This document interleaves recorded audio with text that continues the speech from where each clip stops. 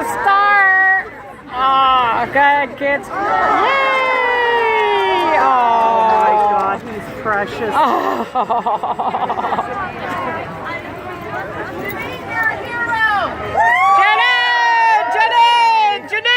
Janine! Oh, there he is. Isn't that Dawn, isn't it? Isn't that Dawn? No, that's Janine. No, the girl on the right. Well, good afternoon. Oh, no, it's not. No. No, I met her.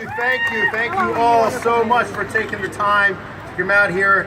I know it's midday on a work day, and we thank you for giving up your time to come out here and support these laws we're trying to get done and meet our superstar Libre. Let's give it up for Libre one more time.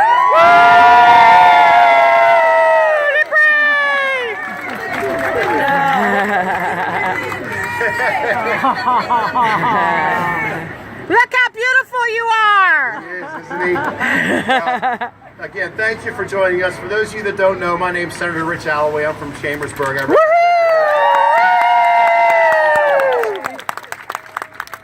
And by now, most of you know Libre's story.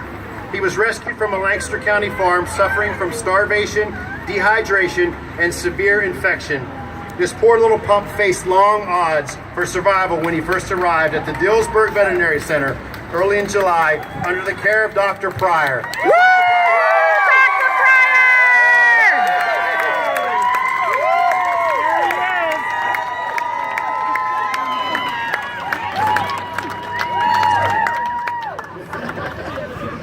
Dr. Pryor! Thank you, Dr. Pryor.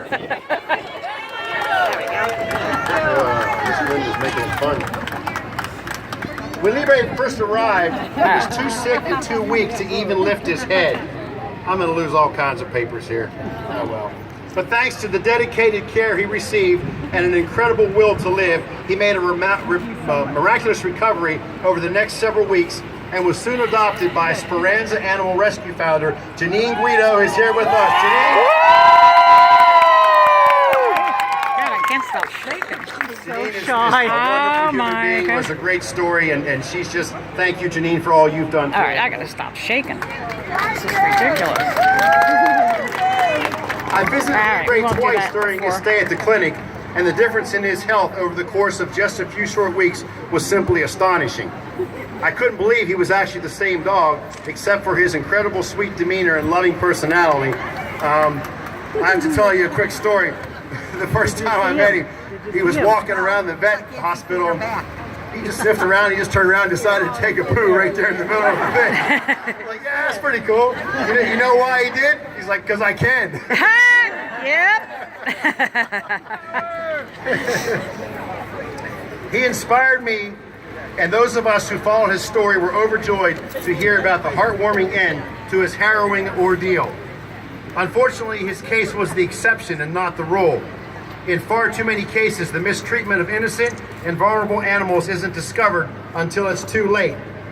Is my friend Marion Witherow here? Did Marion Witherow make it out?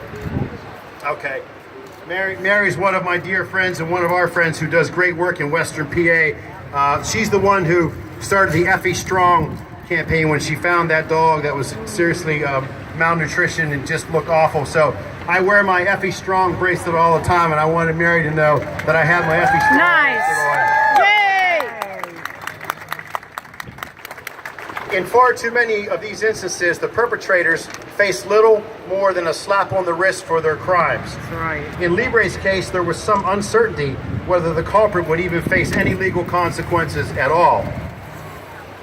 Since the day I took office in January in 2009, I fought to raise awareness about animal abuse and strengthen the penalties for those who neglect or mistreat our beloved animals. Thankfully, those efforts are starting to have an impact. Thankful to you. Yay!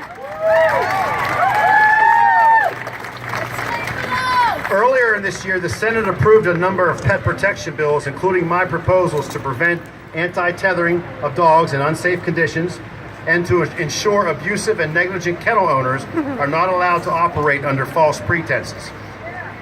All of these steps are a strong start, but Libre's story shows that we need to do more. Today, I announce Senate Bill 1372, Libre's Law. Yay!